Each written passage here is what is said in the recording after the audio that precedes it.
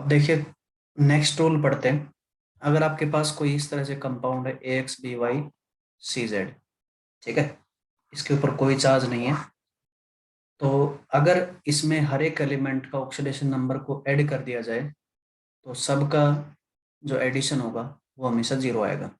ठीक है, यहाँ पे मान लेते हैं ए का ऑक्सीडेशन नंबर ए है, स्मॉल ए, बी का ऑक्सीडेशन नंबर बी है और सी का ऑक्सीडेशन नंबर स्मॉल सी है। ठीक है, तो यहाँ पे आप लिख सकते हो। अब देखिए, ए जो है आपके पास एक्स टाइम्स है, तो a into x plus b into y plus c into z, इन सब का सम जो है ये आपका जीरो के बराबर होना चाहिए। ठीक है, ये जीरो क्या है, तो जीरो जो है टोटल चार्ज है ऑन दिस कंपाउंड। आपको पता है कि इस कंपाउंड के ऊपर कोई चार्ज नहीं है, तो इसलिए इसको जीरो रखते हैं। एग्जाम्पल के तौर पे मैंने आपको बताया था K2Cr2O7। अगर K2Cr2O7 में आप देखोगे तो पोटासियम +1 में एग्जिस्ट करता है। आपको पता है अल्कली मेटल है, अल्कली मेटल जब भी कंबाइंड फॉर्म में एग्जिस्ट करेंगे तो +1 में एग्जिस्ट करेंगे।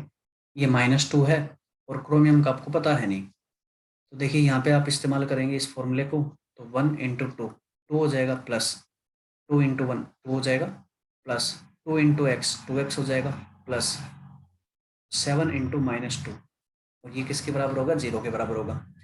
अब यहाँ से हम x की वैल्यू निकाल सकते हैं, x आ जाएगा आपको +6। ठीक है, इक्वेशन इन वन वेरिएबल है, बड़े आसानी से सोल्व कर सकते हैं इसको। तो ये नेक्स्ट रूल था, इसको आप अप्लाई करके मोस्ट ऑफ द कंपाउंड्स के लिए ऑक्सीडेशन नंबर निकाल सकते हैं।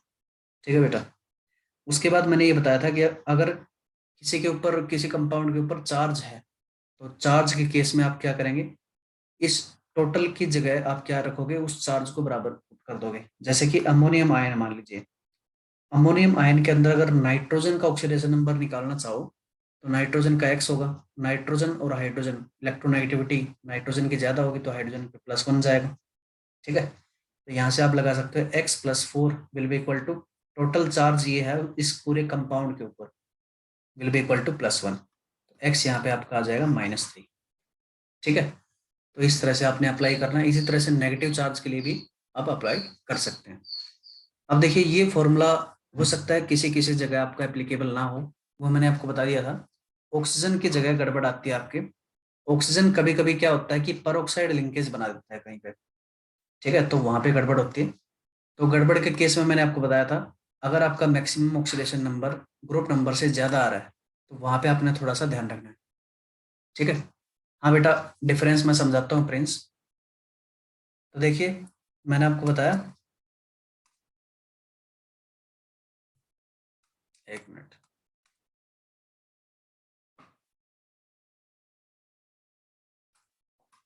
डिफरेंस ही बता देते हैं सबसे पहले, oxidation number and oxidation state. देखिए, ये दोनों एक ही चीज है। ठीक है, ये दोनों बेटा एक ही चीज है। कैसे एक ही चीज है, समझिए। ऑक्सीडेशन स्टेट जो है एक सिंगल एटम के लिए डिफाइन की जाती है। ठीक है, एक सिंगल एटम के लिए डिफाइन की जाती है oxidation state.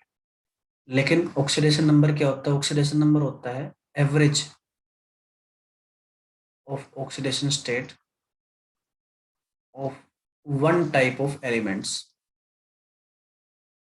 One type of elements. ठीक है, मैं इसको एग्जांपल से आपको समझाता हूँ। मैंने आपको बताया था Fe3O4, Fe3O4 में अगर आयरन का ऑक्सीडेशन नंबर निकालना चाहो तो यहाँ पे +8/3 आता है। ठीक है, अब ये जो मैंने फॉर्मूला बताया था ना, इस फॉर्मूले से हमेशा ऑक्सीडेशन नंबर निकलेगा, ये ध्यान रखना है। ठीक है, ऑक्सीडेशन स्टेट कभी भी नहीं निकलती इस फॉर्मूले से, तो ये ऑक्सीडेशन स्टेट है। ठीक है, ऑक्सीडेशन नंबर निकालने के क्या तरीका है, अब देखिए, ऑक्सीडेशन स्टेट जो है इन तीनों आयरन का एवरेज है। ठीक है, मैंने आपको बताया था कि Fe3O4 जो है ये आपको दो कंपाउंड्स का मिक्सर की फॉर्म में मिलता है, FeO एंड Fe2O3। FeO के अंदर आयरन +2 में होता है, Fe2O3 के अंदर आयरन +3 में होता है। ठीक है, यानी कि हमारे पास 3 आयरन है, 3 आयरन एटम है। पहला आयरन आपको +2 में मिलेगा और 2 आयरन एटम आपको +3 में मिलने वाले। ठीक है, तो ये जो ऑक्सीडेशन स्टेट है, ये जो नंबर है आपके, ये क्या कहलाएंगे, ऑक्सीडेशन स्टेट कहलाएंगे, क्योंकि ये सिंगल एटम के लिए डिफाइन की गई है। अगर इनका आप एवरेज ले लेते हैं एवरेज कैसे लेते हैं, तो सब नंबर्स को आप ऐड करो, ठीक है।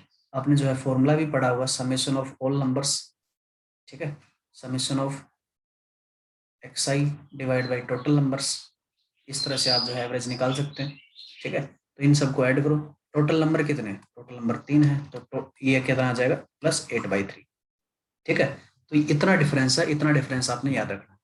इसके अलावा एक मोटा मोटा डिफरेंस और है कि ऑक्सीडेशन स्टेट हमेशा एक प्योर इंटीजर रहेगा, ठीक है, हमेशा एक इंटीजर की फॉर्म में आपको मिलता है, यानी कि +1 -1 +3 -3 -2 0, इस तरह का ऑक्सीडेशन स्टेट आपको मिलने वाला हमेशा, कभी भी आपको फ्रैक्शन में नहीं मिलेगा। लेकिन ऑक्सीडेशन नंबर जो है इंटीजर भी हो सकता है, नेगेटिव हो सकता है, पॉजिटिव हो सकता है, फ्रैक्शन हो सकता है, कुछ भी हो सकता है, ठीक है।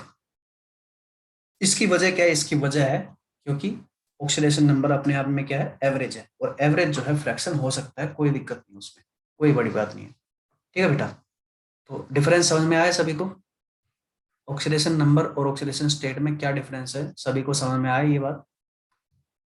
हाँ बेटा प्रिंस, आपने पूछा था, आपको समझ में आया।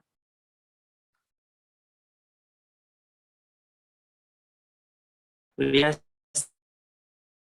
अब चलिए आगे बढ़ते हैं। देखिए मैंने आपको बताया था कि ऑक्सीजन के केस में काफी बार क्या होता है, ये परोक्साइड लिंकेज बनाने की वजह से आपको थोड़ा सा गड़बड़ ऑक्सीडेशन नंबर प्रोड्यूस कर सकता है, ठीक है।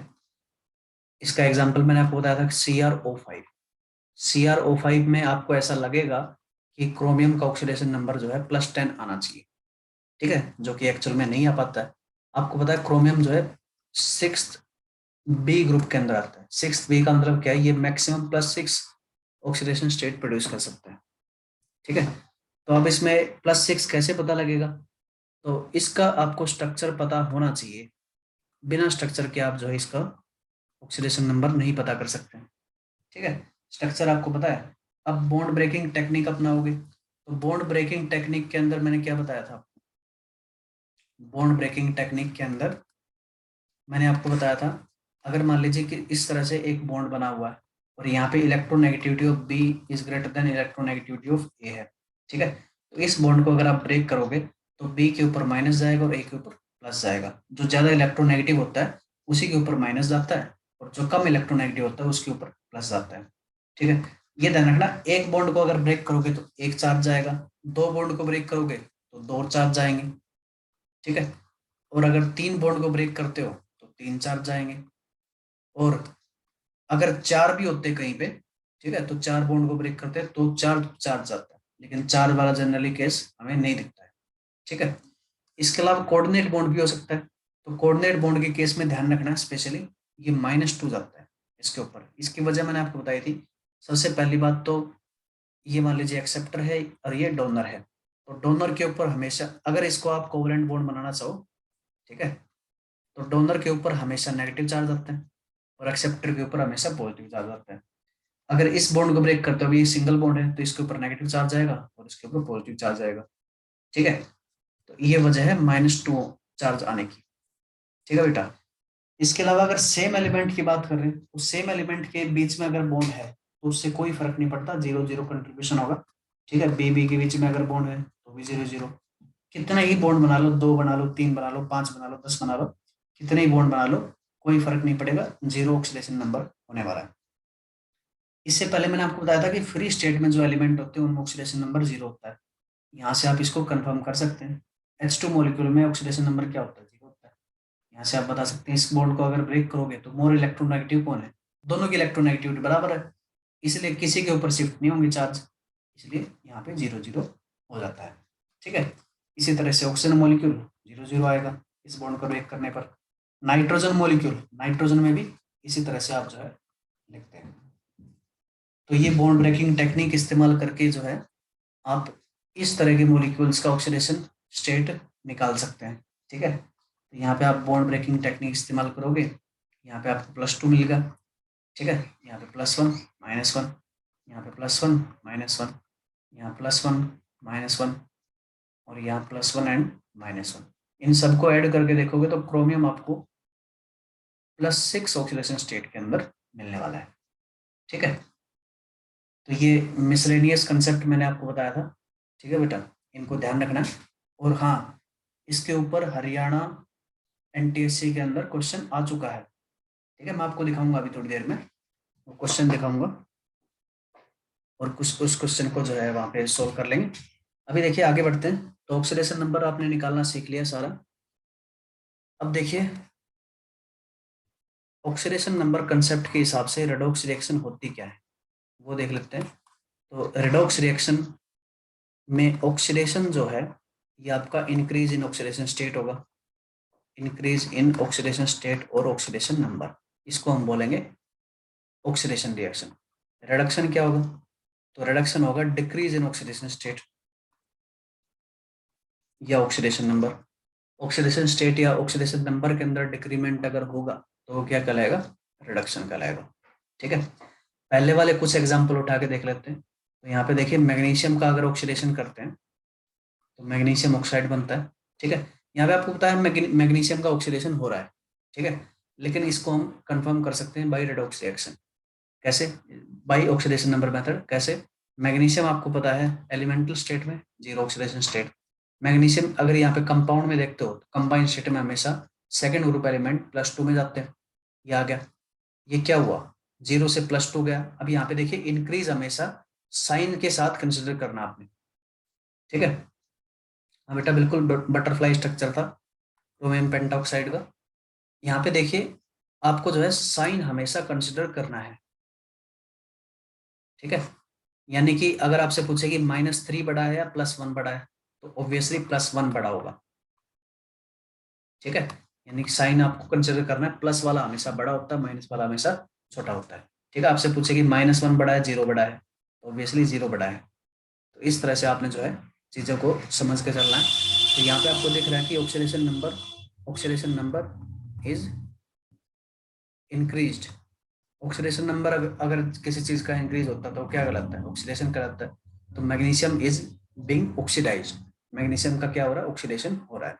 ठीक है, अब यहाँ पे ऑक्सीजन के ऊपर भी अप्लाई करके देख लेते हैं। ऑक्सीजन आपको पता है एलिमेंटल स्टेट में है 0, यहाँ पे -2 में चला गया।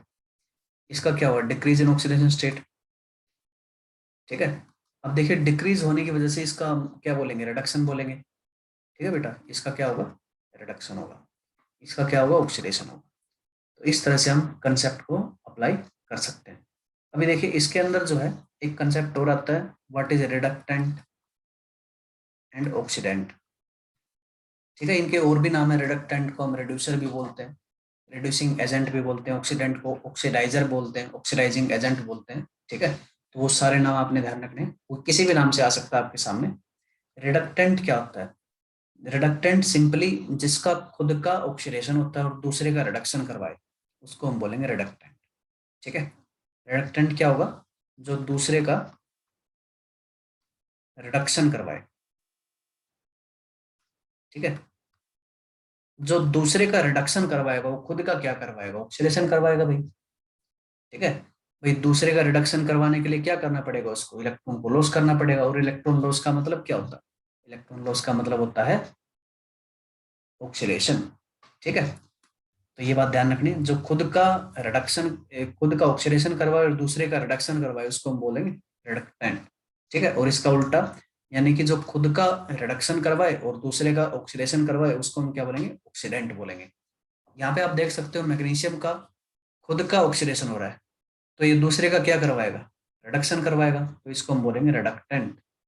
ठीक है, जनरली आप ध्यान रखेंगे, जनरली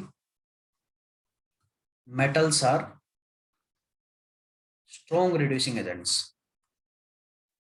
या रिडक्टेंट्स। मेटल्स जो है बहुत अच्छे रिड्यूसिंग एजेंट होते हैं बेटा। ठीक है, और जनरली मेटल्स जहाँ कहीं भी आए वहां पे आप जो है अगर तुक्का लगाना चाहो तो लगा भी सकते हो कि मोस्टली आपका मेटल क्या होगा? एक रिडक्टेंट की तरह ही काम कर रहा होगा। ठीक है, उसके बाद देखिए ऑक्सीजन, ऑक्सीजन का खुद का रिडक्शन हो रहा है, दूसरे का क्या करवाएगा? ऑक्सीडेशन करवाएगा। जो दूसरे का ऑक्सीडेशन करवाता है उसको हम क्या बोलते हैं? उसको हम बोलते हैं ऑक्सीडेंट। ठीक है, तो ये ऑक्सीडेंट कहलाएगा। अब जनरली जो है, जनरली अगर आप देखोगे तो non metal are strong oxidising agent. Non metals होते हैं वो स्ट्रॉन्ग ऑक्सीडाइजिंग एजेंट होते हैं, यानी कि दूसरे का ऑक्सीडेशन अच्छे से करवा सकते हैं। ठीक है बेटा, तो इतनी बातें आपने ध्यान रखनी है इनके लिए। अब देखिए कुछ आपके पास जो है सिस्टम होते हैं जो कि काफी इंपॉर्टेंट है आपके लिए, ठीक है, उनको आपको आपको ध्यान रखना है।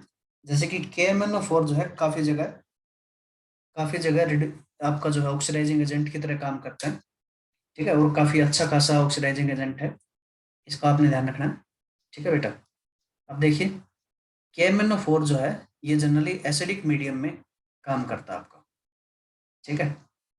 अगर KMnO4 यहाँ पे +7 में, अगर ये +2 में जाता है तो ये डेफिनेटली एसिडिक मीडियम में गया होगा, ठीक है। अगर कहीं पे आपको जो है केवल रिएक्टेंट दिया गया, प्रोडक्ट नहीं दिया गया, तो वहां पे इसका प्रोडक्ट आप जो है प्रेडिक्ट कर सकते हैं Mn2+ बनेगा, ठीक है। Mn2+ में MnO भी बन सकता है, MnSO4 भी बन सकता है, कुछ भी आपका प्रोडक्ट बन सकता है। यहाँ पे देख लेना केवल ये ऑक्सीडेशन स्टेट उसका क्या होना चाहिए, +2 होना चाहिए, ठीक है। और KMnO4 आपको पता है पिंक या पर्पल कलर का होता है, और Mn2+ जो है ये कलरलेस होता है, ठीक है बेटा। यहाँ तक क्लियर है बात, बोलिए। सर। अब देखिए ये तो बात थी एसिडिक मीडियम की। अगर हम चलते हैं न्यूट्रल मीडियम के अंदर, कहीं पे मान लीजिए न्यूट्रल मीडियम या माइल्ड बेसिक मीडियम की बात चल रही है, ठीक है, न्यूट्रल मीडियम और माइल्ड बेसिक मीडियम की बात चल रही है, तो यहाँ पे आपका जो है Mn+4 की फॉर्म में जो है यहाँ पे आपको कंपाउंड मिलता है, ठीक है बेटा। Mn+4 की फॉर्म में कंपाउंड मिलता है, यहाँ पे ध्यान रखना ये +7 से +4 में जा रहा है, ऊपर वाले में क्या था, +7 से +2 में जा रहा है, ठीक है। तो इतनी बातें आपने ध्यान रखनी है यहाँ पे, क्लियर है ये। क्लियर है। अब देखिए जनरली जो है ये Mn4+ आपको MnO2 की फॉर्म में मिलता है, ठीक है। MnO2 में आप देखोगे तो Mn जो है +4 में मिलता है, ये ब्लैक प्रेसिपिटेट यहाँ पे बनाता है, ठीक है, जनरली ऐसा हो सकता है। लास्ट केस बच गया आपका, लास्ट केस है बेटा, लास्ट केस है जिसके अंदर KMnO4 आप जो है स्ट्रॉन्ग बेसिक मीडियम में आप यूज करते हैं, ठीक है। तो स्ट्रॉन्ग बेसिक मीडियम के अंदर MnO4 जो है यहाँ पे +7 में है Mn, ये MnO4 2 नेगेटिव के अंदर कन्वर्ट हो जाता है, और Mn यहाँ पे आपको पता है, Mn यहाँ पे आपको पता है +6 में एग्जिस्ट करता है, आप निकाल के देख सकते हैं इसको, ठीक है। ये बात क्लियर है बेटा। यस सर, क्लियर है। तो ये 3 अलग अलग रिएक्शन हो सकती है KMnO4 के लिए, ठीक है, इतना आपने ध्यान रखना है। इसके अलावा K2Cr2O7 जो है ये आपका ऑरेंज कलर का सब्सटेंस होता है, ठीक है। अब देखिए ऑरेंज कलर का सब्सटेंस है, इसकी केवल एक ही रिएक्शन होती है, किसी मीडियम में डाल दो, acidic medium, basic medium, neutral medium, ये आपका जो है डायरेक्टली क्रोमियम 3+ के अंदर कन्वर्ट होता है +6 से, और ये ऑरेंज कलर का होता है, और क्रोमियम 3+ जो है हमेशा ग्रीन कलर का होता है। तो कहीं पे आपको ऑरेंज से ग्रीन कलर का चेंज मिलता है तो वहां पे आप इसको जो है कोट कर सकते हैं, इस रिएक्शन को, ठीक है बेटा, क्लियर है बात। Yes sir. अब देखिए आगे बढ़ते हैं, तो इतनी बातें आपने ध्यान रखनी, ठीक है। उसके अलावा कभी कभी आपसे पूछ लेते हैं कि ऑक्सीडाइजिंग एजेंट कौन है, रिड्यूसिंग एजेंट कौन कौन है, तो कुछ एग्जांपल आप याद रख सकते हो। ऑक्सीडाइजिंग एजेंट हमेशा मतलब मोस्टली आपको KMnO4 K2Cr2O7 ये तो मिलेंगे ही मिलेंगे, साथ के साथ H2O2 जो है ये आपका ऑक्सीडाइजिंग एजेंट की तरह काम कर सकता है, ठीक है। इसके अलावा ओजोन ऑक्सीडाइजिंग एजेंट की तरह काम कर सकता है, ठीक है बेटा। तो इनको हम जनरली ऑक्सीडाइजिंग एजेंट की तरह काम काम में लेते हैं। क्लोरीन हो गया, ये सभी आपके एग्जाम्पल हो सकते हैं।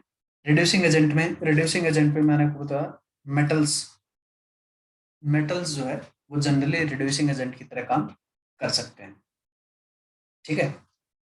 अब देखिए कुछ ऐसे भी सब्सटेंस हैं जो कि दोनों के काम करते हैं, ऑक्सीडाइजिंग एजेंट के भी काम कर सकते हैं, रिड्यूसिंग एजेंट के भी काम कर सकते हैं, ठीक है। तो वो कंपाउंड भी आप याद रखें, H2O2 जो है ये दोनों की तरह काम कर सकता है, ऑक्सीडाइजिंग एजेंट की तरह भी और रिड्यूसिंग एजेंट की तरह भी। अब देखिए इन कंपाउंड्स की एक खासियत होती है। इन कंपाउंड की खासियत क्या है, समझिए इस बात को। देखिए इनका सबसे पहले आप ऑक्सीडेशन नंबर चेक करो। इनका इसका ऑक्सीडेशन नंबर आपको पता है यहाँ पे -1 एग्जिस्ट करता है, ठीक है। तो कुछ कंपाउंड ऐसे होते हैं जो ना तो हाईएस्ट ऑक्सीडेशन नंबर प्रोड्यूस करते हैं और ना ही लोवेस्ट ऑक्सीडेशन नंबर प्रोड्यूस करते हैं, बीच के कुछ कंपाउंड होते हैं, ठीक है। तो देखिए ये जो बीच के कंपाउंड होते हैं वो दोनों तरह के काम कर सकते हैं, इलेक्ट्रॉन को ले भी सकते हैं और इलेक्ट्रॉन को दे भी सकते हैं। मान लीजिए ये -1 से -2 में गया, अब -2 में जाने के लिए क्या करना पड़ेगा, इलेक्ट्रॉन को गेन करना पड़ेगा। जो इलेक्ट्रॉन को गेन करता है वो क्या कहलाएगा, वो क्या कहलाएगा बेटा, ऑक्सीडाइजिंग एजेंट कहलाएगा, ठीक है। इस तरफ से जो है ये ऑक्सीडाइजिंग एजेंट की तरह काम कर सकता है। लेकिन साथ के साथ जो है -1 से ये 0 में भी जा सकता है, कोई दिक्कत नहीं है, ठीक है। आपको पता ही है कि H2O2 जो है ये आपका H2O में भी कन्वर्ट होता है और O2 में भी कन्वर्ट होता है। ये स्पॉन्टेनियस रिएक्शन चलती रहती है, ठीक है। -1 से -2 में गया और 0 में गया, ठीक है बेटा। अब देखिए दोनों तरह के काम करते हैं, यहाँ पे खुद ऑक्सीडाइजिंग एजेंट की तरह भी काम करता है और रिड्यूसिंग एजेंट की तरह भी काम करता है। यहाँ पे ये इलेक्ट्रॉन को लॉस करेगा, जहाँ पे इलेक्ट्रॉन का लॉस होता है वो क्या कहलाता है, रिड्यूसिंग एजेंट कहलाता है, ठीक है। तो कुछ ऐसे सब्सटेंस आपके पास पॉसिबल हो सकते हैं। अब देखिए आगे बढ़ते हैं। हमने पढ़ा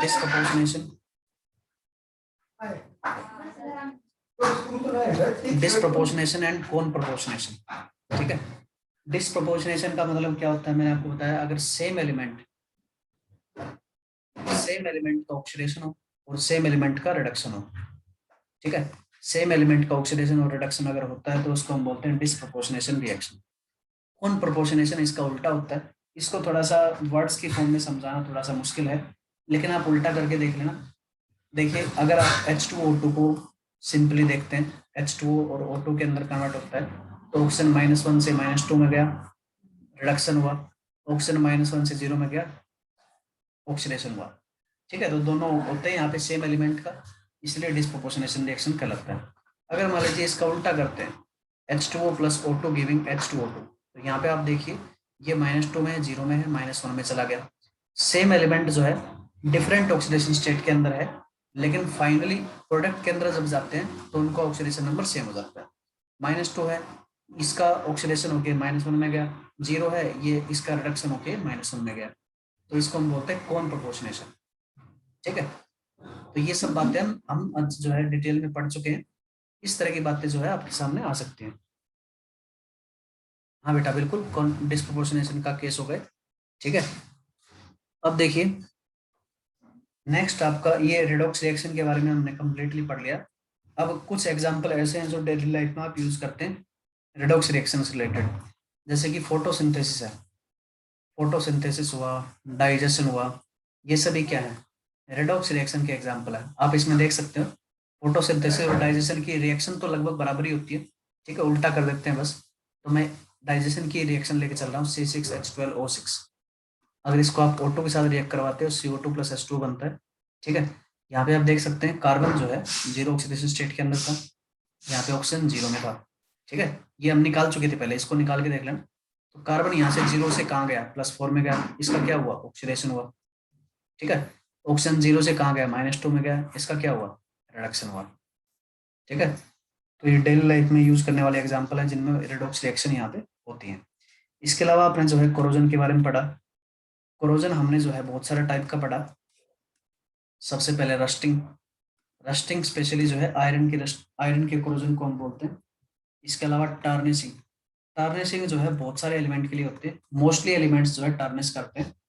रस्टिंग टार्निशिंग, रस्टिंग सबसे पहले देखते हैं। रस्टिंग में अब क्या होता है, आयरन जो है एटमॉस्फेरिक ऑक्सीजन और वाटर के साथ रिएक्ट करके ये अपना Fe2O3 इसको हम बोलते हैं hydrated ferric oxide, hydrated ferric oxide, ठीक है। इसका कलर कैसा होता है, रेडिश ब्राउन होता है, ठीक है। अब देखिए इस रिएक्शन को हम कॉम्बिनेशन रिएक्शन भी बोल सकते हैं और रेडॉक्स रिएक्शन तो है ही है, ठीक है। यहाँ पे आयरन आपको पता है, आयरन 0 में था, ऑक्सीजन 0 में था, आयरन का 3 में पहुंच गया और ऑक्सीजन -2 में पहुंच गया। आयरन का ऑक्सीडेशन हुआ और ऑक्सीजन का क्या हुआ, रिडक्शन हुआ, ठीक है।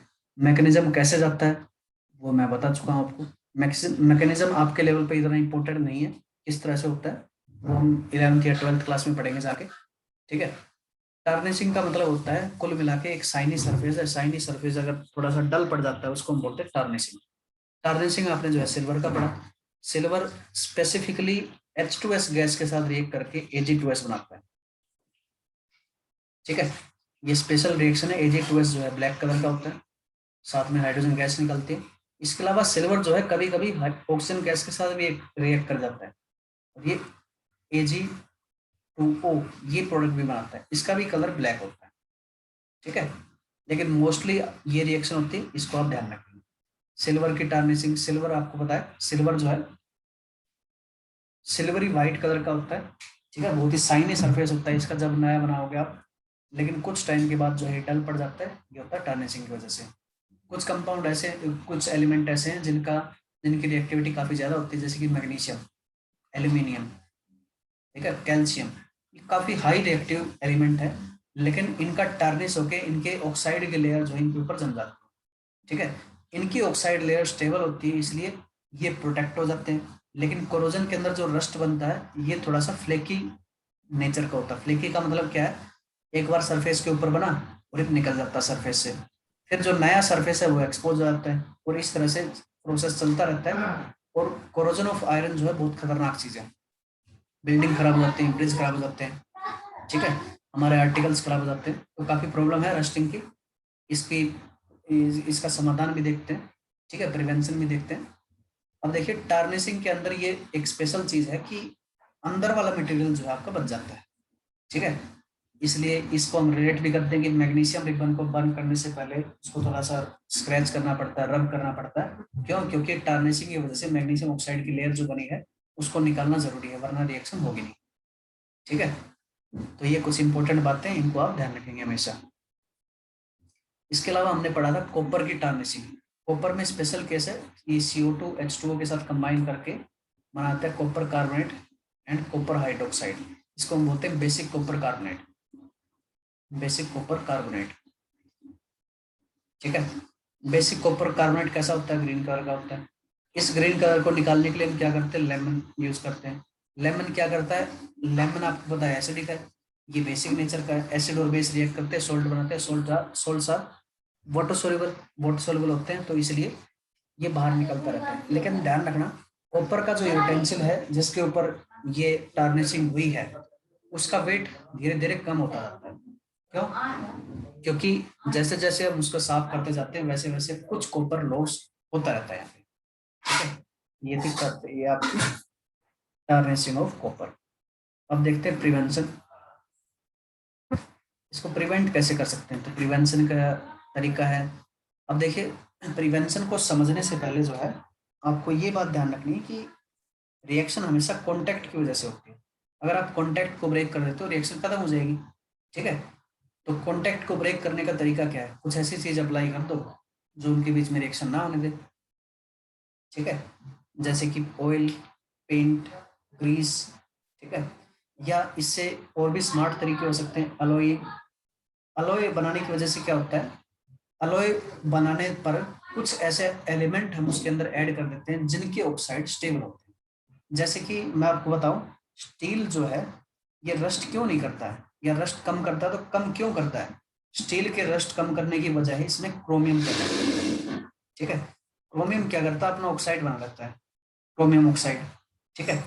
क्रोमियम जो अपना ऑक्साइड बनाता है वो अपने आप में स्टेबल है, ठीक है। और उसका जो है फ्लेक बनता नहीं है, फ्लेक नहीं बनेगा तो एक प्रोटेक्टिव लेयर बना देगा, प्रोटेक्टिव लेयर बन गया, इस वजह से स्टेबल होता है, ठीक है बेटा। तो इतनी बातें आपने ध्यान रखनी है।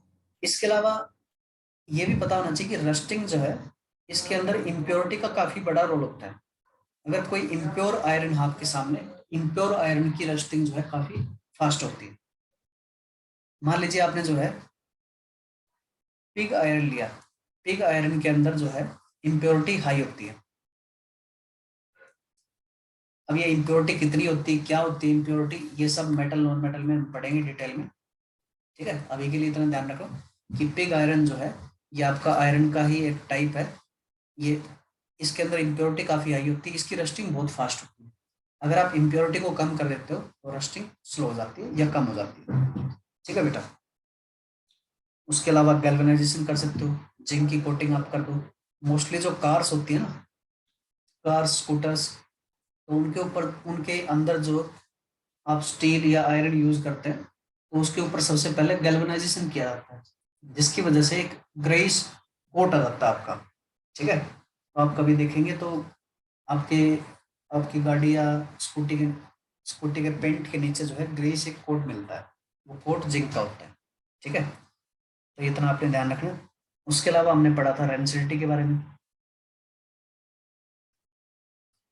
रेंसिडिटी का मतलब क्या होता है?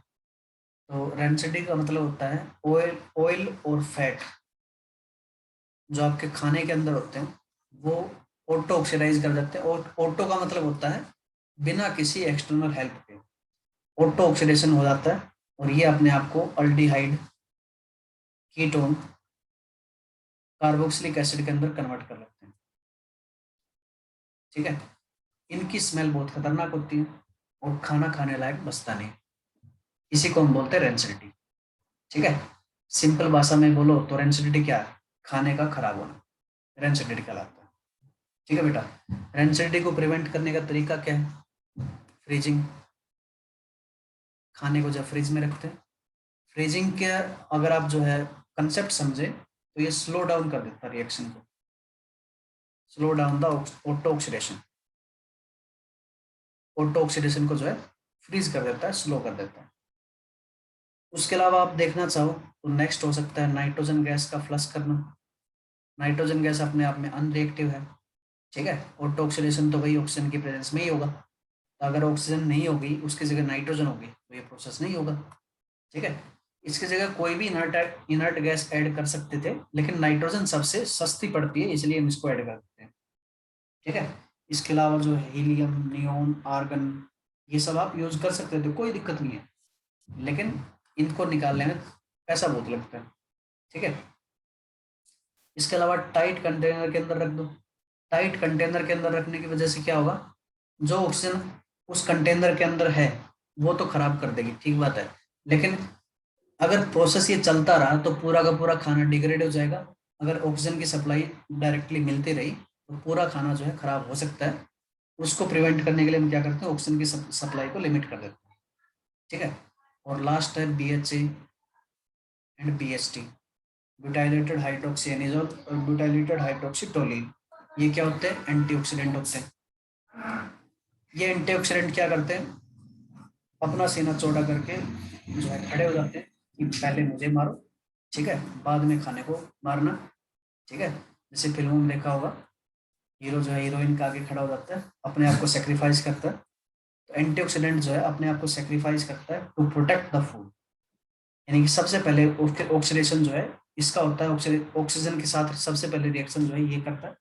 बाकी जो है जो बच जाता है फिर फूड जो ऑक्सीडेशन कर सकता है वहां पे। ठीक है। तो ये एंटीऑक्सीडेंट है। तो इस तरह से हमारा चैप्टर खत्म होता है। अब देखिए नेक्स्ट क्लास में मैं आपसे डाउट पूछूंगा कुछ। ठीक है। अगर किसी भी तरह का कोई भी टॉपिक में आपको अगर डाउट है तो आप पूछ सकते हैं। हाँ बेटा बिल्कुल ठीक है। विकृति गंधिका हम जो है रेंसिडिटी को बोलते हैं संस्कृत में या हिंदी में, तो ये भी आपने ध्यान रखना। ठीक है। अब देखिए कुछ क्वेश्चन कर लेते हैं। 3-4 मिनट बचिए, वैसे कर सकते हैं कुछ क्वेश्चन हम।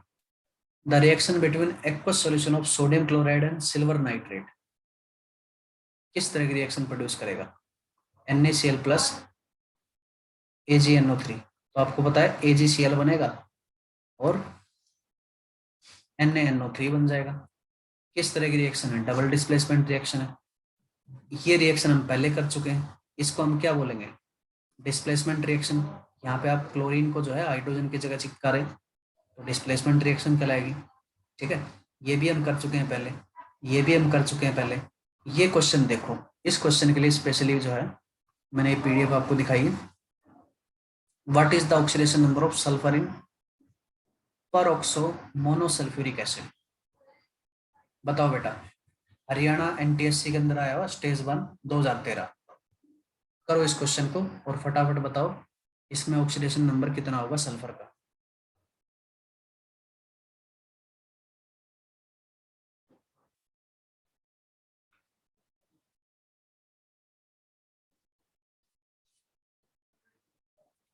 अब बेटा क्वेश्चन नंबर 5 आपने अटेम्प्ट करना, सोचो इसके बारे में और बताओ।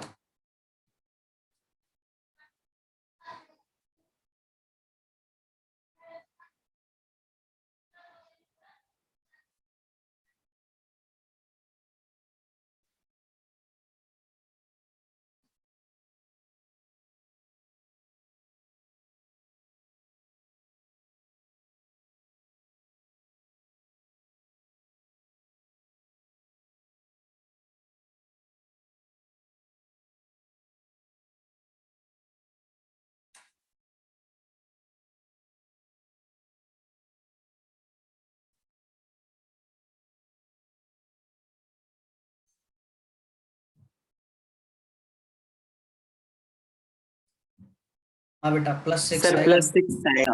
बिल्कुल ठीक है, बिल्कुल ठीक है बेटा। यहाँ पे अगर इस फॉर्मूले को अप्लाई करके देखोगे ना जो मैंने बताया था, तो +8 आना चाहिए यहाँ पे। लेकिन आपको पता है कि सल्फर 6 ए ग्रुप के अंदर आता है, इसका मतलब 6 से ज्यादा तो हो ही नहीं सकता। ठीक है, तो 6 होता है इसका। इसको आप जो है स्ट्रक्चर की फॉर्म में भी याद रख सकते हो। ये स्ट्रक्चर होता है, इसको हम जो है कारोज एसिड भी बोलते हैं। अगर इसमें बॉन्ड ब्रेकिंग टेक्निक इस्तेमाल करोगे तो +6 ही आएगा। ठीक है बेटा, तो इतनी बातें आपने ध्यान रखनी। आज के लिए इतना ही करते हैं, और कल डाउट पूछूंगा बेटा मैं आपसे। ठीक है, पहले आप डाउट पूछेंगे, अगर आपके डाउट खत्म हो जाएंगे तो फिर मैं अपने डाउट पूछूंगा आपसे। ठीक है, तो तैयार रहना उस चीज के लिए। आज के लिए इतना ही बेटा, थैंक यू।